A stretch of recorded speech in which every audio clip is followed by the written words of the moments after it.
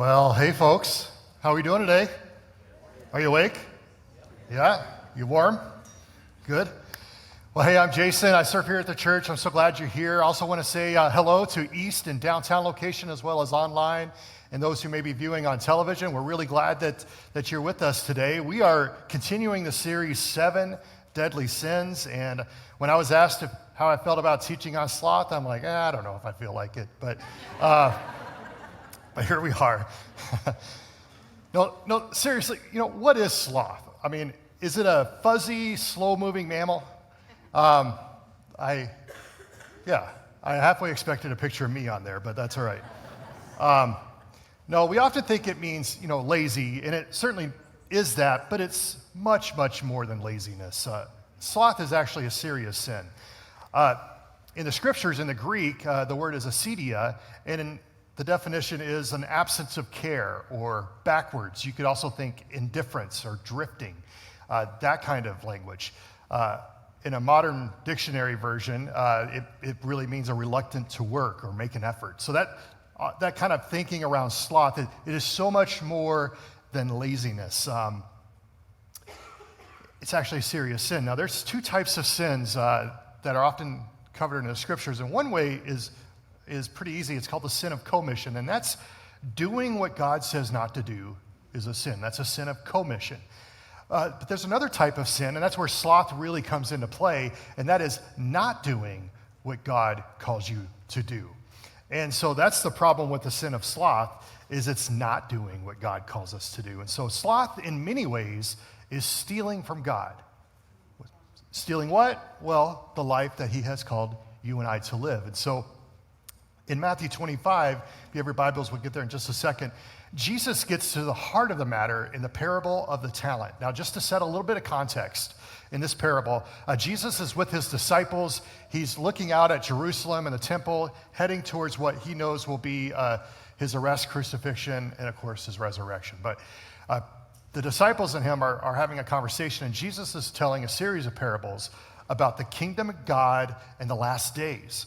So it's important in the context to understand what's happening here, but also enveloped into all of that is how we live our lives in light of what really matters in life. And so as he shares this parable, he not only shares why sloth is such a deadly sin, but even more how we're called to live instead and why it has eternal consequences. So we're going to turn to our highest authority in faith and life, which is the scriptures. Can I get an amen? This is the authority of God. It's not what I'm telling you. I only hope to tell you what the Lord is saying right here and for you to apply it to your lives. So we're going to read this whole passage together, and then we'll unpack it bit by bit. Sound good? All right. So we're going to Matthew 25, beginning at verse 14. For it will be like a man going on a journey who called his servants and entrusted them to his property. To one he gave 5 talents, to another 2, to another 1, to each according to his ability. Then he went away. He who had received the 5 talents went at once and traded with them, and he made 5 talents more. So also he who had the 2 talents made 2 talents more. But he who had received the 1 talent went and dug it in the ground and hid his master's money. Now after a long time, the master of those servants came and settled accounts with them. And he who had received the 5 talents came forward, bringing 5 talents more, saying, Master, you delivered to me 5 talents. Here I have made 5 talents more. His master said to him, Well done, good and faithful servant. You have been faithful over a little. I will set you over much. Enter into the joy of your master. And he who had received the 2 talents came forward, saying, Master, you delivered to me 2 talents. Here I have made 2 talents more. And his master said to him, Well done, good and faithful servant. You have been faithful over a little. I will set you over much. Enter into the joy of your master.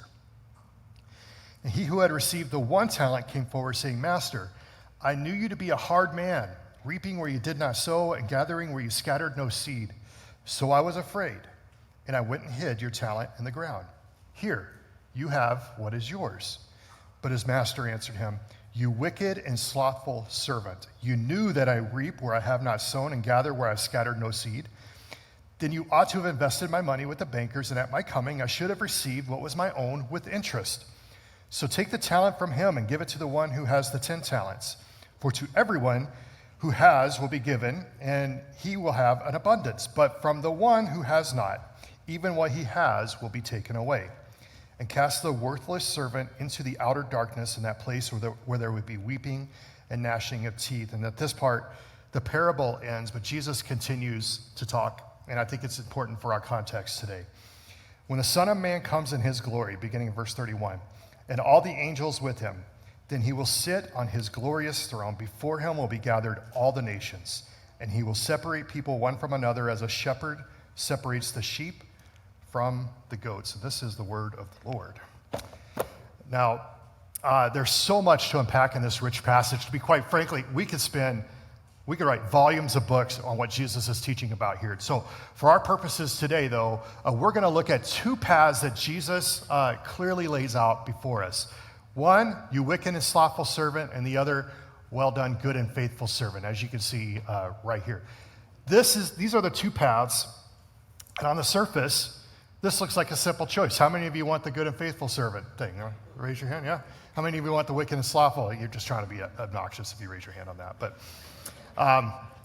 it looks like a simple choice, but as we explore this further, here's what I'm going to encourage you to do.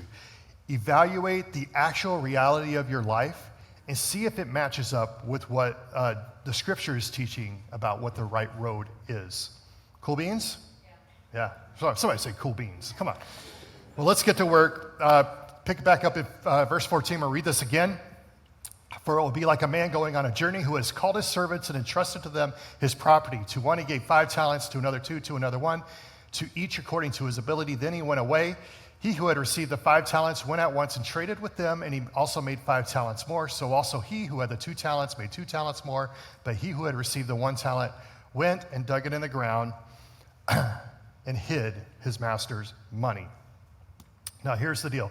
We see that we have emphasized up here who called his servants and entrusted them to his property. And here's the first thing we learn from this passage, is that we are here to serve. Right up front, you and I have a decision to make. And Jesus has not made this clear. He has made this clear, who will you serve? Now, who you serve makes all the difference, because if we get this wrong, we get everything wrong. Christ is king, and he has called us to serve him. There is one throne, and the king doesn't share it with anyone or anything else. So like Jesus, though, we are here to serve and not just to be served. That's what Jesus said about himself. And as Christians, or little Christ, as we heard earlier today, we are to model him. We're here to serve. Now, even if you don't believe it, by the way, you are serving something or someone. Bob Dylan once said, famously saying, it might be the devil, it might be the Lord, but you got to serve somebody. Some of you are like, who? Kids, look up, it's old music, but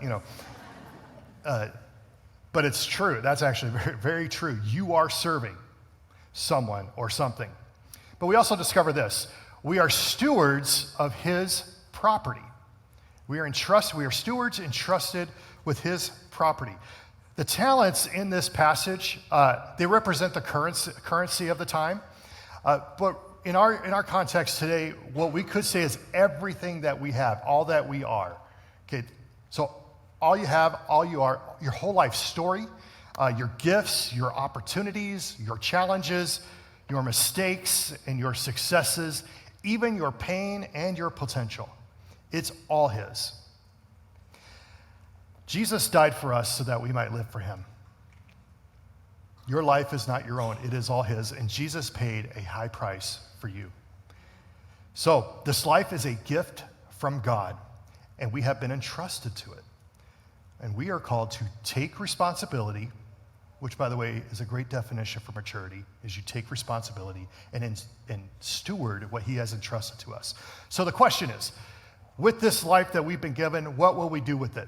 Well, as we move along, we're going to notice another highlighted part, to each according to his ability.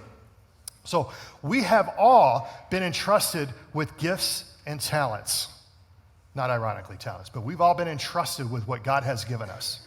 Everything that you have given to us, each according to his ability. And here's the thing, I thought I'd mention this. I think it's really easy to fall into the comparison trap and to say, that person has this and I don't have that. They have this talent, I have this, they're more like this, I'm like that. That is not the way to live. God has equipped us with everything we need to fulfill his purpose. You have strengths and weaknesses just like me. I've become painfully obvious in my weaknesses. That's why I like working around people who are strong where I'm weak, because we can balance each other out. Also in our marriage, I'm 6'4", my wife's 5 foot, so we really balance each other out. I carry her around in my pocket, just, how you doing, honey? But listen, run your race. Run your race. Your story is not someone else's story. The point isn't that we have the most impressive job title or the largest house or the biggest bank account or the most followers on social media or the most punches on our victim card, whatever the case may be. That's not the point. You were made for so much more than that. The point is to show people who Jesus is to the glory of God and the good of others. So, we've reached this point in this parable where a separation begins to occur. And you see that two phrases here, went at once and traded and went and dug it in the ground and hid. There are 3 servants, but 2 vastly different approaches. 2 servants went one way, 1 servant went another. 2 invested, 1 plays it safe.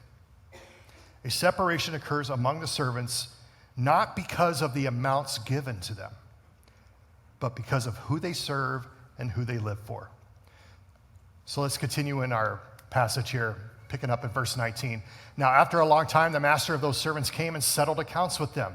And he who had received the 5 talents came forward, bringing 5 talents more, saying, Master, you delivered to me 5 talents. Here, I have made 5 talents more. His master said to him, Well done, good and faithful servant. You have been faithful over a little. I will set you over much.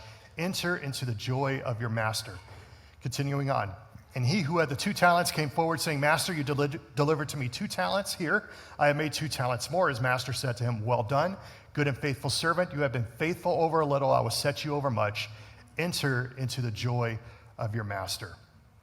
Now let's discover what it means to be a good and faithful servant. I think a lot of us would admit this is what we want in life, right? I hope that's true.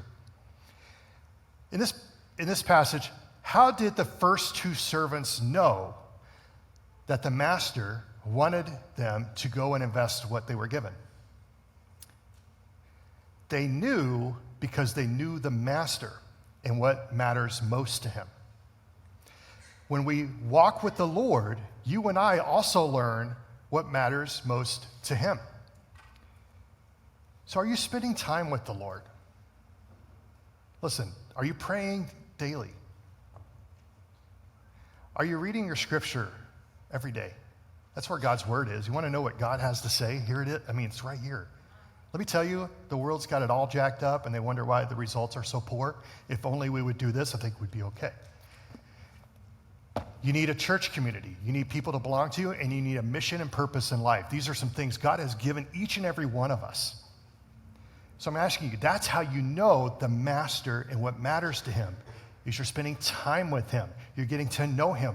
You're reading what he wants you to know. You're in community with people who will help you get there, and you're on mission together to outlive your life for the glory of God. Now, that's how you know him and his heart. So I have another question for you. Do you know the first recorded words the Lord spoke to human beings? It would seem like that would be pretty important. The first recorded words that the Lord, after creation, said to human beings. Do you want to know? You want to find out? It's a good trivia question. Well, it's essential to know why we're here. We're going to go to Genesis 1:28. And God blessed them, and God said to them, Be fruitful and multiply and fill the earth and subdue it, and have dominion over the fish of the sea and over the birds of the heavens and over every living thing that moves on the earth. This passage is often called the cultural mandate, and it calls us to join God in his work in the world. Be fruitful and multiply not only applies to making babies, but also making things better. From the very beginning, before sin ever bled into the story, God's plan was to entrust us with his property, the world and our lives, and work. This is what we were made to do, good and meaningful work. Before the fall of man, the calling to work is again emphasized in Genesis 2. We have it right up here. The Lord God took the man and put him in the Garden of Eden to work it and keep it. Again, this is before Adam and Eve took the bite of the fruit and disobeyed God and committed the first sin. As image bearers of God, I think this is such an important insight. This helps me. This means that work is good, has intrinsic value, and it's what we're created to do. In her book, Total Truth, Nancy Piercy shares this. It's a great quote. Be fruitful and multiply means develop the social world, build families, churches, cities, governments, laws. The second phrase, subdue the earth, means to harness the natural world, plant crops, build bridges, design computers, compose music. This passage, sometimes called the cultural mandate, because it tells us that our original purpose was to create cultures and build civilizations, nothing less. That's always been the case. My friends, we know what our calling is. You want to know what your calling is in life? Yours is the same as mine. We are called to be faithful. And God's idea of faithfulness is to be fruitful and multiply. That's it. That's what faithfulness is. That's our original true calling. The servants in the parable instinctively knew that's what they were made for because they knew the master and went about the master's business. And you and I are to do the same. We're here to put our gifts and talents to good use. So listen, create, build, repair, help, lead, cook, tend, imagine, teach, produce, fix, organize, coordinate, clean, research, develop, deliver, manage, improve, coach, prepare, plant, design, serve, try, do something. I hope that covers everything. This is not about our calling is so much deeper than the exact job that we have and what we do, because sometimes I think some of the most productive work that we have are parents who are raising children. Come on, if you want to change the world, where's the problems? Where's the need? There's so much work enveloped in that. That's good work. Everything that you're doing that has a meaningful purpose is exactly what you're supposed to do. And to not work, though, is to not put your gifts and talents to good use, and it's disobedience to God. In fact, it is slothful. I don't have it up here, but 2 Thessalonians 3, 10 through 12, I think it's important to note this. Paul writes to the Thessalonian church, "For even though we were with you, we would give you this command. If anyone is not willing to work, let him not eat. For we hear that some among you walk in idleness, not busy at work, but busy bodies. Now such persons we command and encourage in the Lord Jesus Christ to do their work quietly and to earn their own living." So work is at the heart of what God's called us to do. And to not work, there's a difference between not working because you can't and because you won't. And I've always had multiple jobs at one time. I'm a weirdo. That's why you'll find out why I am the way I am here in a little bit. I'll share something. But we're also called to rest. And I'm gonna confess something to you. I'm sharing this truth of God, not because I have mastered this. I fail at this often. It causes problems for me. But I'm gonna tell you because it's the truth. Jason's not the standard. God is. He's the authority. So this is what he says about rest. When work is rewarding, rest is sweet. God has called us to Sabbath. And it's following his lead and resting. God made this world in 6 days, rested on the seventh, not because he was tired, because he loved you so much, he set a pattern for you and I. He says, do it this way. And it not only honors God, but it keeps work in its proper context to make sure that we don't make work a false god in and of itself. I think that we're somehow the center of all the universe. We are not. I trust you. Trust me, we're not. The world will continue on without you. But that doesn't mean you don't have good work to do while you're here. But going back to our passage, we see another timeless truth on the well done, good and faithful servant. And it is this phrase, you have been faithful over a little, I will set you over much. Now, I love the way my friend Nicholas Hecht, pastor here on staff, said it last week in a devotional he did for our production team. And just the phrase, I love the way he said this. And it says, the way you do anything is the way you do everything. So sometimes I know we're in situations we don't like, doing things we don't care to do.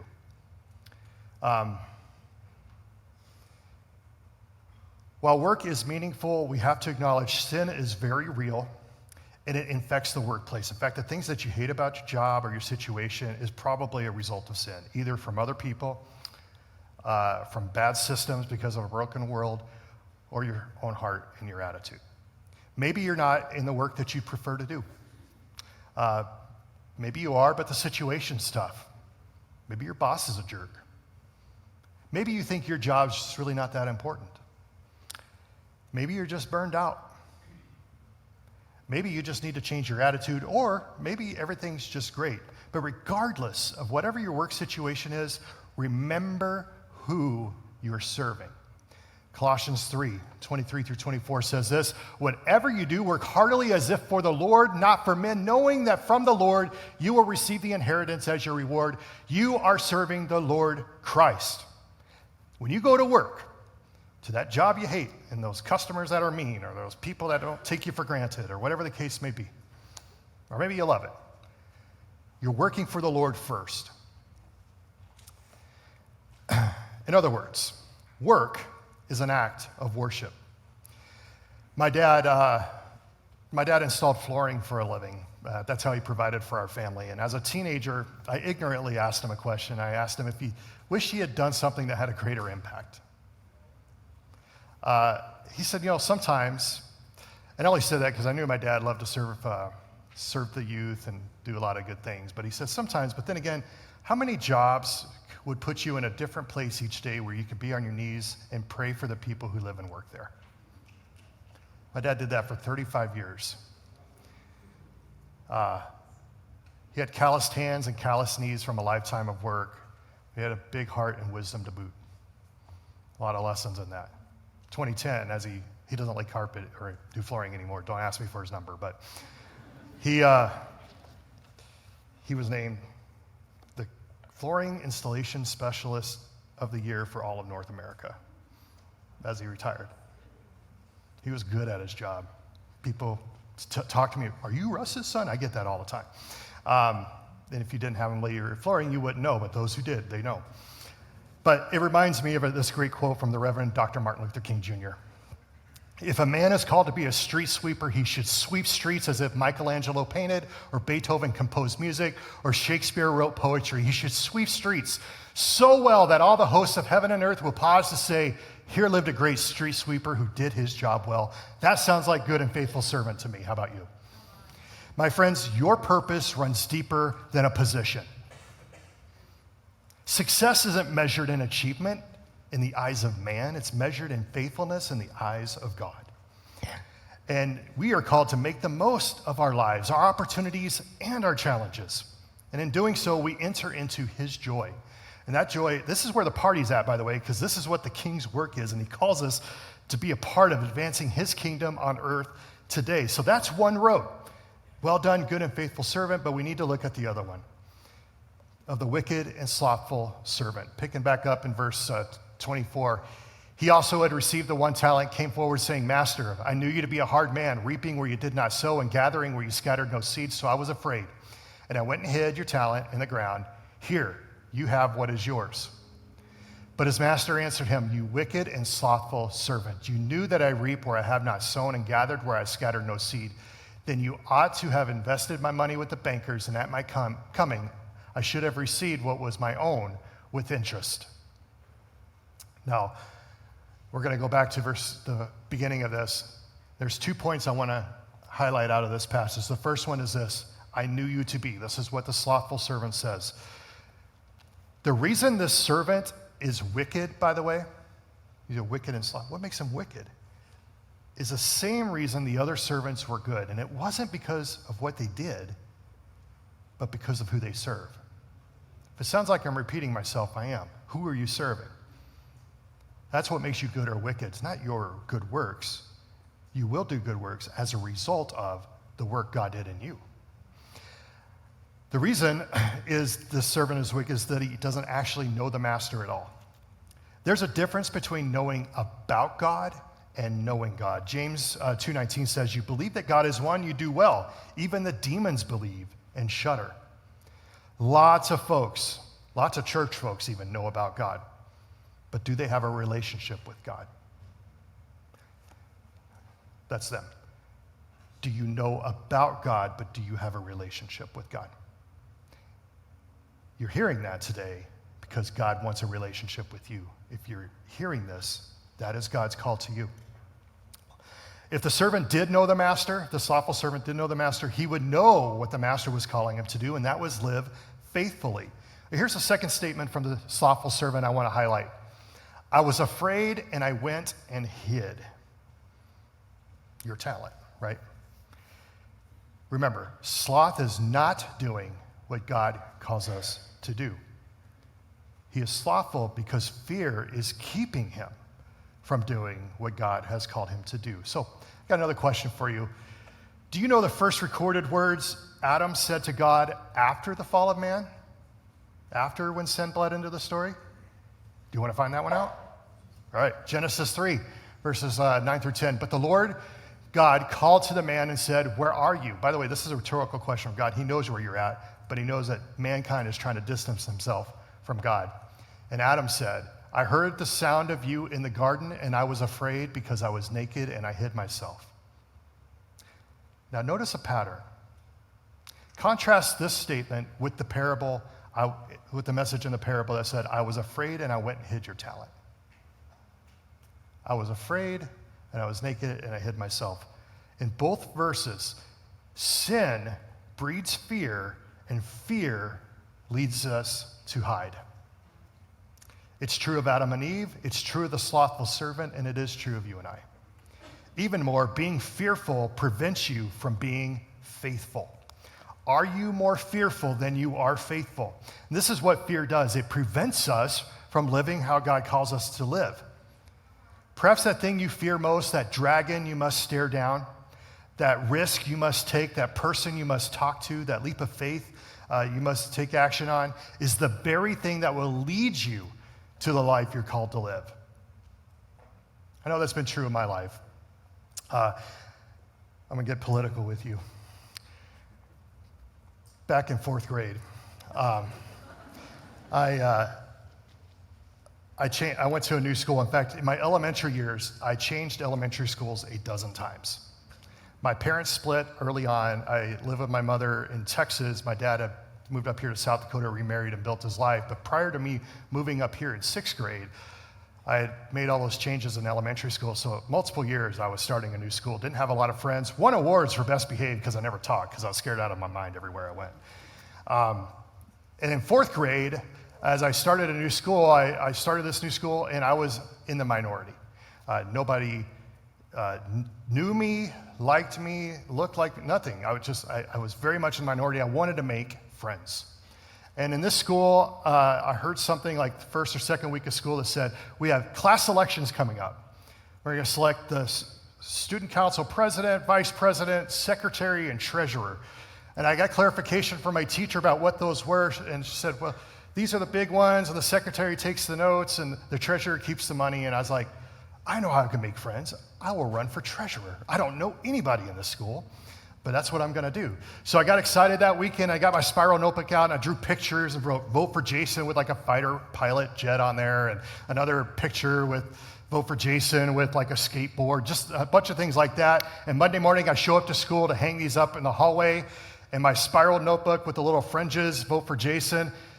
And I see all the poster board with their glitz and glamour and glitter and pictures cut out from magazines. And I thought, oh no, this is terrible. But I hung up my posters, vote for Jason. Then I find out there's a school assembly later that week where we had to give a speech. Now, I was scared. But being the minority in this school at the time, people loved Yo MTV raps, and there's a lot of flat tops in my school with the stripe, like really, just everybody was like, yeah, I thought, I know what I'll do. I'll rap my speech. So I wrote a speech, gets to the end of the week, and this is how you win friends and influence people. Get there, and so they have all the candidates for all the offices sitting on the stage in the school cafeteria with everybody else sitting out there, and each one gives their speech. They're dynamite. In fact, the most popular kid in school, a fifth grader, he had an awesome kid and play flat top. I don't know if you remember those guys, but it was pretty sweet.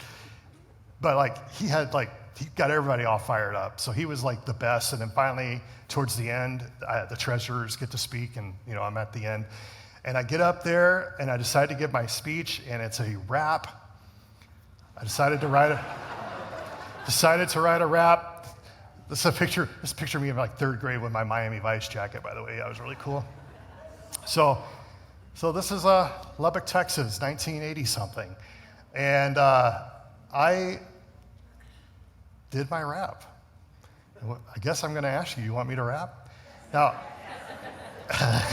don't get your hopes up.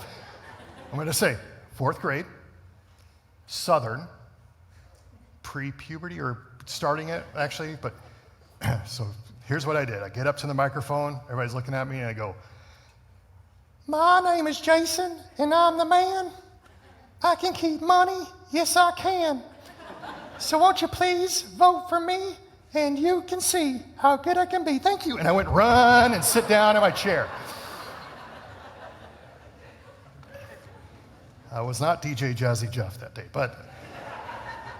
and honestly, it was dead silent. Have you ever seen Napoleon Dynamite after he did that dance? But the most popular kid in school got up on his feet, and it was like, "Yo, that was awesome," something like that. I don't remember, it was just, he yelled something, but everybody got excited, and they all clapped, and that wasn't because I was good. I think it was probably A for effort, but although the school didn't think so, I still lost the election. But I learned something that day, and what I learned was this: sometimes you have to do it scared. When we talk about overcoming fear, since that point in my life, I have had to overcome fear constantly. But it has made me stronger and stronger and stronger until I'm doing the things that I'm doing today. And that was because God was faithful. I didn't know why I was doing this, why I felt like I had to run for anything and then give a speech and rap it of all the, why did I make it so hard on myself? God knew. God knew I was standing right here before you today giving you a message that you want to hear that I would not have been capable of had I not gone through that. And here you are, and here I am. Not because I'm great, but because He is. And that's the point. Being faithful calls us to overcome fear. Rather than run around every fear, how about you just run through it? You got the power of God on your side. But fear also does this. Fear fools us into playing it safe. Fear fools us into thinking that playing it safe and it's just fine.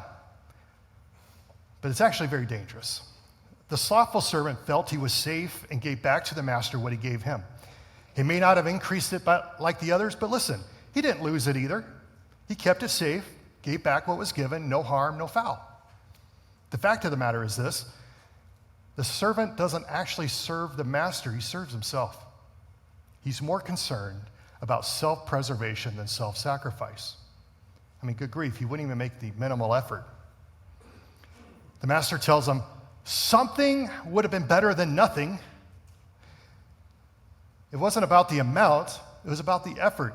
And the servant had gained nothing because he had risked nothing. There was no increase because there was no investment. My concern is that many people who call themselves Christian mistakenly believe they can play it safe and live right down the middle. Be a good person and have one side of the ledger be better than the other side. That is a lie straight from the devil. The servant tried to find middle ground. He gave back what was given. But look what that got him. The fact of the matter is this: there is no middle ground. When it comes to following Jesus, it's all in or nothing.